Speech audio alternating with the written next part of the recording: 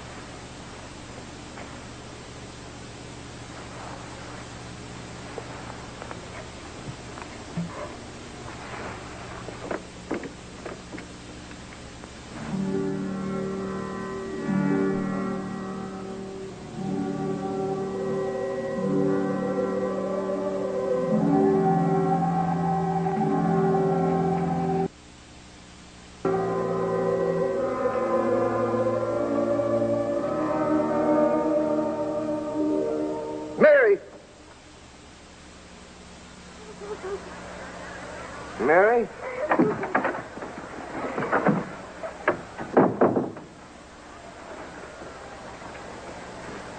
What is it? What's wrong? It's nothing.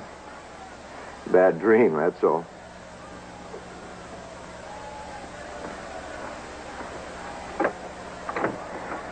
Tell Mr. Hay to come in here, please.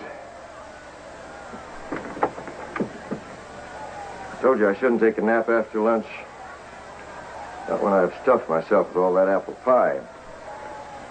What did you dream? Well,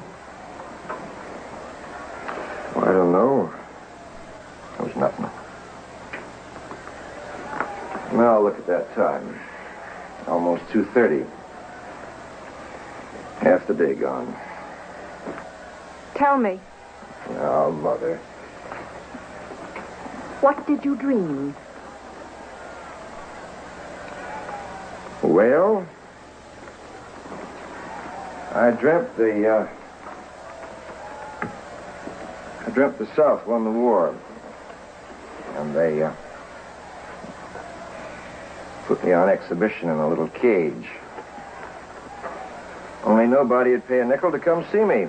Abe, I mean it. So I said, oh, come.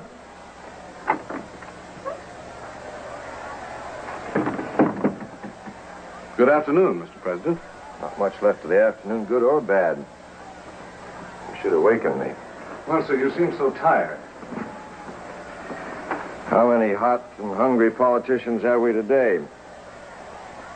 Speaker Kofo is waiting, and Congressman Cole of California.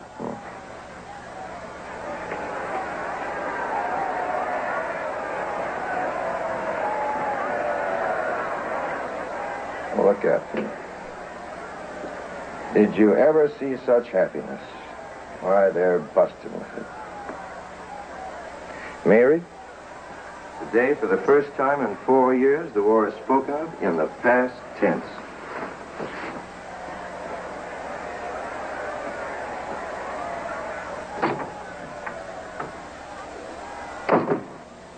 She still mourns our son, Willie.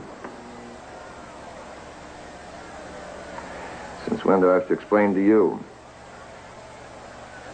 Send him in. Yes, sir. Oh, Mr. Hay, I want you to send a message to the Vice President. I want him to drop in today. Today? Anything wrong with that? Well, you have so much to do, sir. Wouldn't tomorrow be... No. It must be today. Yes, sir. Oh, and, hey, don't forget that Mrs. Lincoln and I are going to the theater tonight. No appointments after dinner. Yes, sir.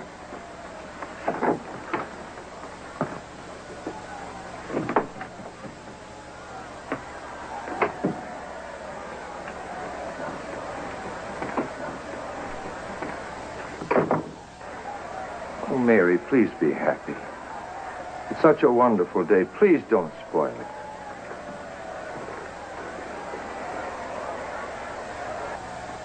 Mary, please be happy. You know what we're going to do? I mean, when I'm finished here and they send us packing, we're going to Europe like two wide-eyed young tourists. Then back home to Springfield. See if anybody needs a good lawyer. And if they don't, that's just too bad.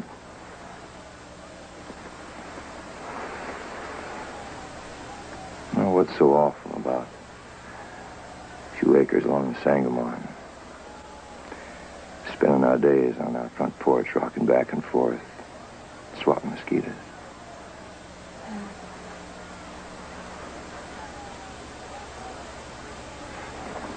What did you dream? Stop it. Mary, will you stop it? Will you stop hounding me? Even today you can't.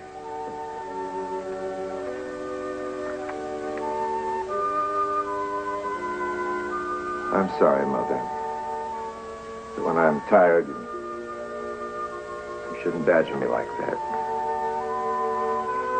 Abe.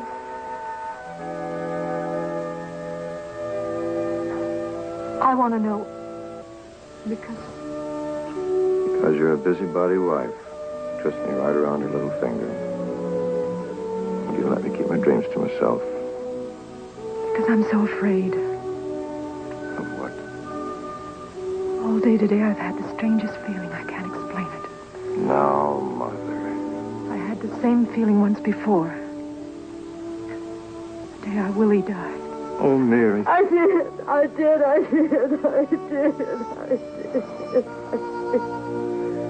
By tomorrow, you'll see it'll be all forgotten. Minutes after 6. It is 4 hours and 10 minutes before the murder.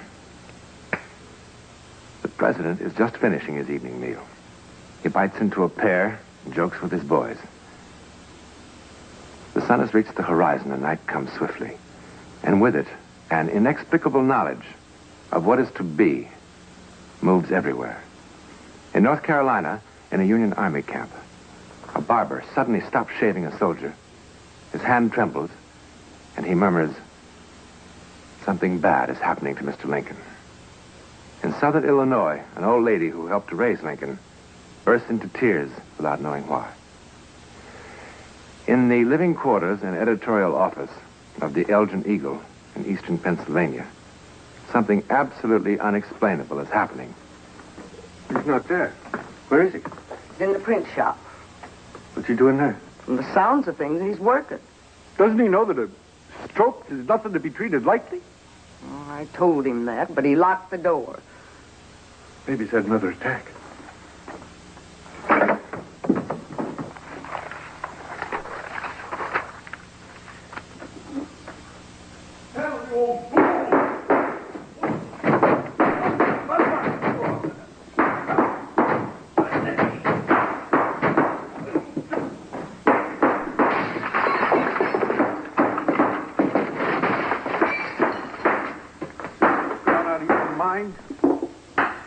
I can't afford to close the drugstore to go to a funeral.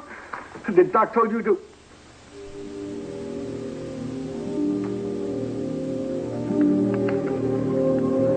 Who told you that?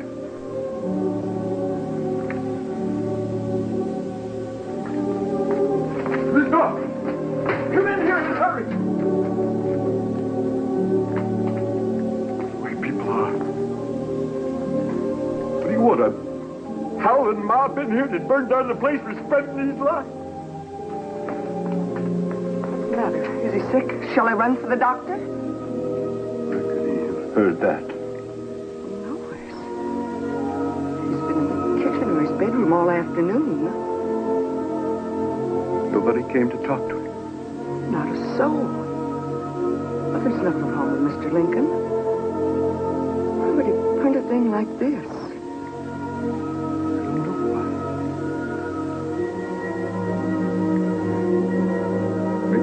Gone crazy at that. Don't you never say nothing about this, Mrs. Norcross. I won't.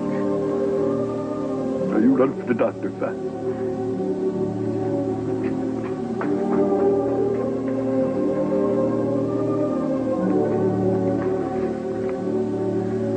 What got into you, Sammo?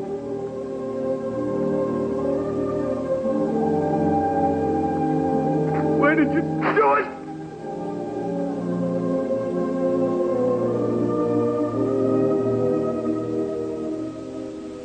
It is now 7:20. The assassination is less than 3 hours away. Abe Lincoln is just leaving the White House for Ford's Theater. A guard very close to him calls, "Good night, Mr. President." After pausing a moment, Lincoln replies, "Goodbye." 830 miles from Washington, in the vicarage at the First Congregational Church, the minister, Jonathan Stroom, is resting after a long day in his church.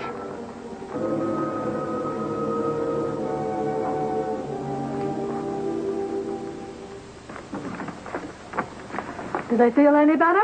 Oh, they will never feel any better. Oh, standing 12 hours on that hard cement floor. Wonder you have any feet left at all. Jesus walked barefoot the 14 stations to Calvary this day, so let's not pity me too much. That feels better. Well, I'm thankful Good Friday only comes once a year. Now, read me the sergeant's letter all over again. From the very beginning? From the very first word. He won't be a sergeant very much longer. We must be properly respectful of him when he comes home. That is, for a few days.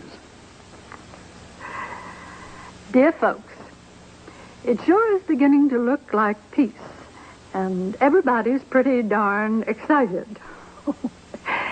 His spelling has to be seen to be believed. The word now is... Why is that bell ringing? What in the world? Noah must be out of his mind. That's the passing bell for the dead.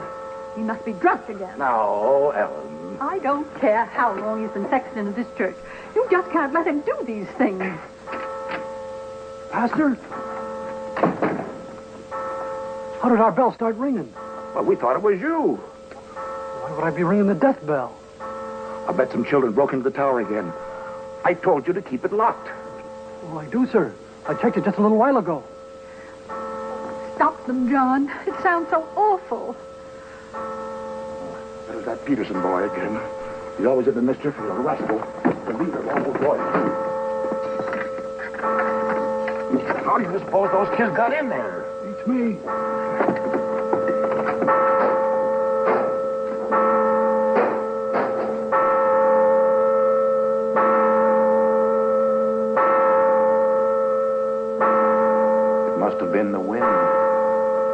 What wind, Pastor? Is in the presidential box at Ford's Theater. The play is more than half over.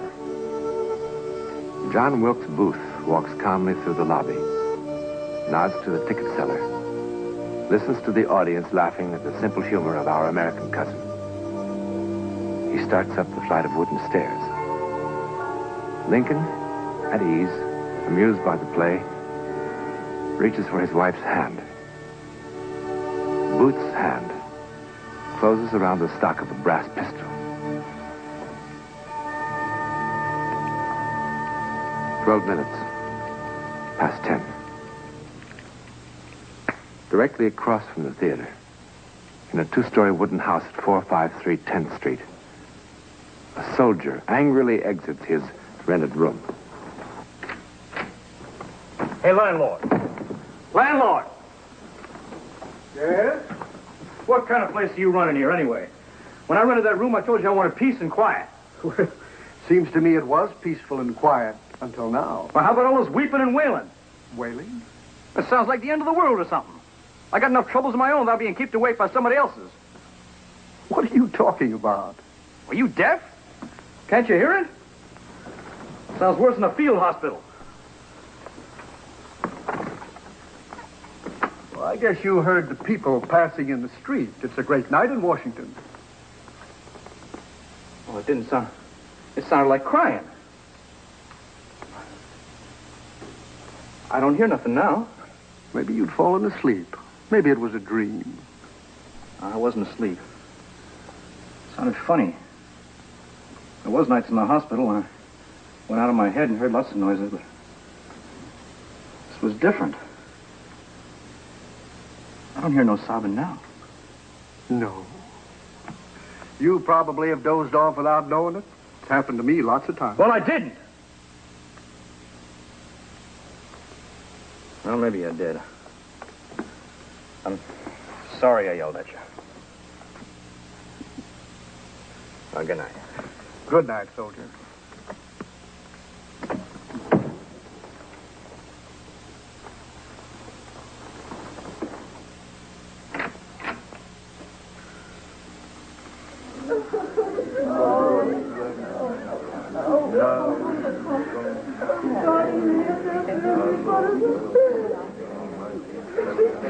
What is this?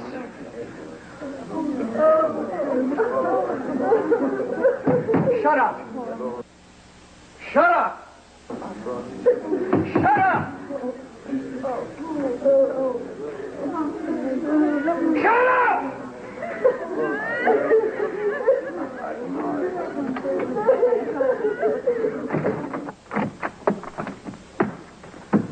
What's the matter now? Oh, that room ain't for me. Well, you won't find another bed in this city, not tonight. Well, then I'll sleep in the park. Well, here, I'll give you your money back. I don't want to keep it, not if you're not going to keep the room. Well, you think I'm going to stay in a room with this sobbing and weeping and wailing and crying all night long? I need a room with a bed. What is it? The president. He's been shot. He's dying. Well, come on, man. Where? I said where? I've got a room at the end of the hall. In here. The great heart of Abraham Lincoln will cease to beat at 22 minutes and 10 seconds past 7 a.m.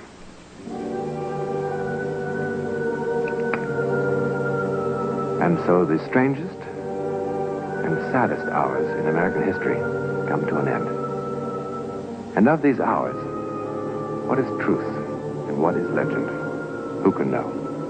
Certainly it was a time filled with portent, with dreams of warning, precognition, premonition, all unheeded, as though a power beyond man's knowing decreed that nothing would deflect that bullet from its course. Abraham Lincoln's favorite lines were from Shakespeare. After life's fitful fever, he sleeps well. Treason has done its worst. Not steel, nor poison, malice domestic, foreign levy, nothing can touch him further.